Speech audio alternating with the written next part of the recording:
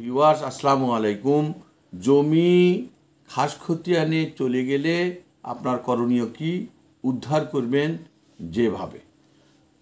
আজকের এই বিষয়টা নিয়ে যে আমি আপনাদের সামনে ভিডিও করতেছি, আপনার বাবার সম্পত্তি বা আপনার দাদার সম্পত্তি, আপনার দাদা নেই, পৃথিবী থেকে চলে গেছে বিদায় নিয়ে, আপনার বাবাও চলে গেছে পৃথিবী থেকে বিদায় নিয়ে। এখন আপনারা যারা ওয়ারিশ রয়েছেন তাদের সিএস খতিয়ানে আছে, তাদের এসএ খতিয়ানে আছে, তাদের আরএস খতিয়ানে আসে দেখা যাচ্ছে যে আপনার খাস খতিয়ানে অলরেডি চলে গিয়েছে।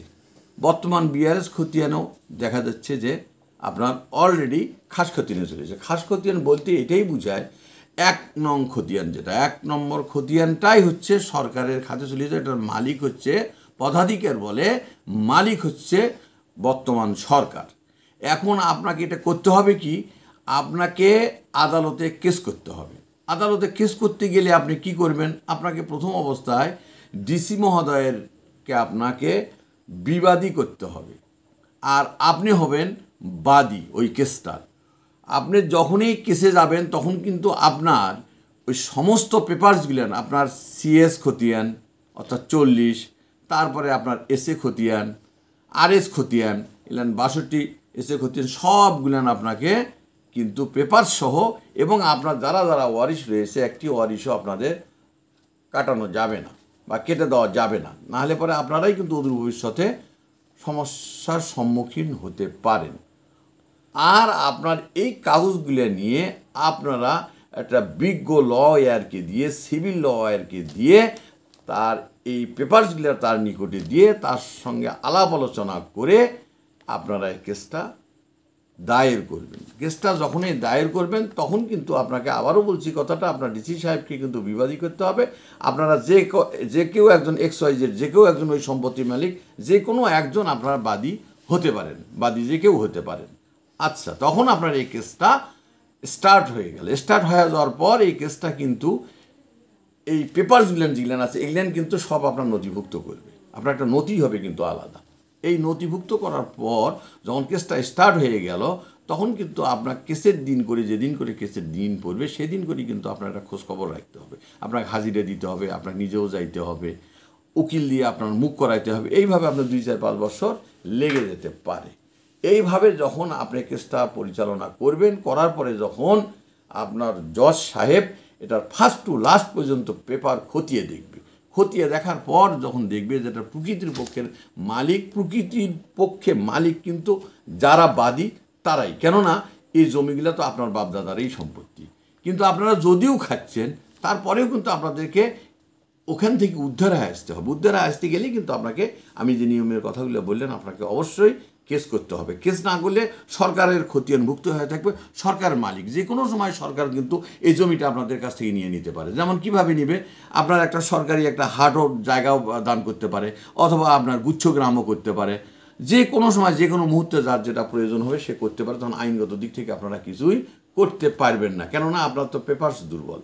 যার জন্যেই আপনাকে এই খাস খতিয়ানে চলে গেলে যে করণীয়গুলো আপনাদের উদ্ধার যেভাবে করবেন সেই কথাগুলোই কিন্তু আমি এখানে আপনাদের সামনে উপস্থাপন করছি। তখন যখন আপনার ডিগ্রি পাবেন, ডিগ্রি পাওয়ার পর তখন আপনি নিজে দরখাস্ত দিয়ে আপনার উকিলের সাথে পরামর্শ করে, এবং ওই যে সরকার মোহরি যাকে বলা হয় আর কি, তাদেরকে দিয়ে আপনি এই ডিগ্রির কাগজগুলো অবশ্যই যে রায়টা লিখবে জজ সাহেবে, এই রায়ের কাগজটা আপনারা অবশ্যই উত্তোলন করবেন। উত্তোলন করে প্রয়োজন বোধে আপনার 2, 4, 5টা সুন্দর করে কপি করবেন। কপি করে আপনাদের ফাইলিং করবেন।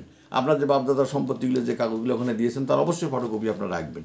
যে যখন যেখানে যে কাগজ দেন না কেন আপনারা প্রত্যেকটারে 1টা 2টা করে কপি আপনারা রাখবেন, যেন পরবর্তীতে আপনারা বিপদের সম্মুখীন না হন। যার ফলে আপনাকে এটা ডিগ্রি পাওয়ার পরে তখন আপনাকে এটা খারিজ করিয়ে নিতে হবে। এটা খারিজ করবেন আপনারা কোথায়, আপনাদের উপজেলা ভিত্তিক ভূমি কমিশনার অর্থাৎ এসি ল্যান্ড যাকে বলে, এসি ল্যান্ড মহোদয়ের কাছে আপনি যাবেন। যাওয়ার পর তখন আপনি এটা অনলাইন করবেন। অনলাইন করার পর আপনার একটা নাম্বার পড়বে, এই কোড নাম্বারটা দিয়ে আপনাকে 1170 টাকা, আপনার 10 বিঘা জমি হোক, 1 বিঘা জমি হোক, 1% হোক, 100 বিঘা হোক, ওই একটা সরকারি ফি দিতে হবে 1170 টাকা।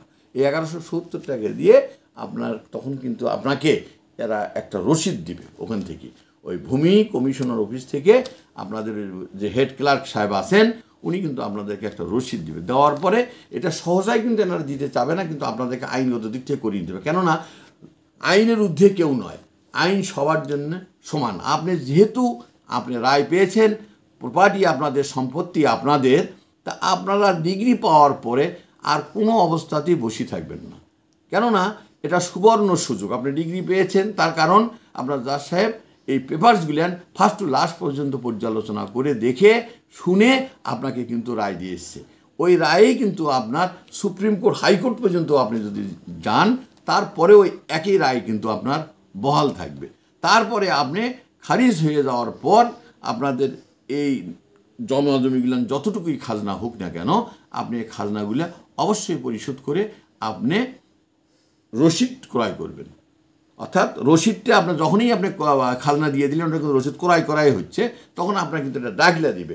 আপনি ভূমি অফিসে গিয়ে আপনার যতগুলো জমিন দাগ খতিয়ান দেখে আপনি ওর উপরে খাজনা দিয়ে আপনি আপনার নাম জারি করে নেবেন। তখন কিন্তু আর এই জমিটার কোনো ধরনের আপনার বিঘ্নতা থাকবে না এবং নিষ্কণ্ঠ জমি হিসাবে আপনার পরিণত হবে। এবং ওই জমিটা আপনার যেটা আছে, এই পেপারসটা দিয়ে আপনি কোথাও লোন নিতে চাইলে নিতে পারবেন, আপনি বিক্রি করলে চাইলে করতে পারবেন, আপনি যদি কোথাও ওই জমিটা মর্টগেজ রাখতে চান, কোনো ব্যাংকের আন্ডারে দিয়ে যদি আপনি কোনো টাকা নিতে চান, তাও আপনি করতে পারেন। কিন্তু আপনাদের এই করণীয় জিনিসগুলো আপনাদের সামনে যে আমি তুলে ধরলাম, অবশ্যই এই জিনিসগুলো আপনাদেরকে করতে হবে। যতদিন না পর্যন্ত এটা আপনি সংশোধন করে না নিয়েছেন, নাম জারি করে না নিয়েছেন, ততদিন পর্যন্ত কিন্তু এই খতিয়ানভুক্ত, খাস খতিয়ানের ভুক্ত বলতে 1 নম্বর খতিয়ানের ভুক্ত মালিক কিন্তু আসলে ওই সরকারেই বিদ্যমান থাকবে, যতদিন না পর্যন্ত আপনার নামে এইটা কেস না করে আপনি ডিগ্রি না নিয়েছেন। যার ফলে আমি এই বিষয়গুলো আপনাদের সামনে আমি আলোচনা করলাম। আমাদের হোয়াটসঅ্যাপ নাম্বার দেওয়া থাকবে। আপনার যদি এই বিষয়ে কোনো প্রশ্ন থেকে থাকে, তাহলে আপনারা আমাদের হোয়াটসঅ্যাপ নাম্বারে যোগাযোগ করতে পারেন, অথবা আপনি মেসেজ করে পাঠাতে পারেন।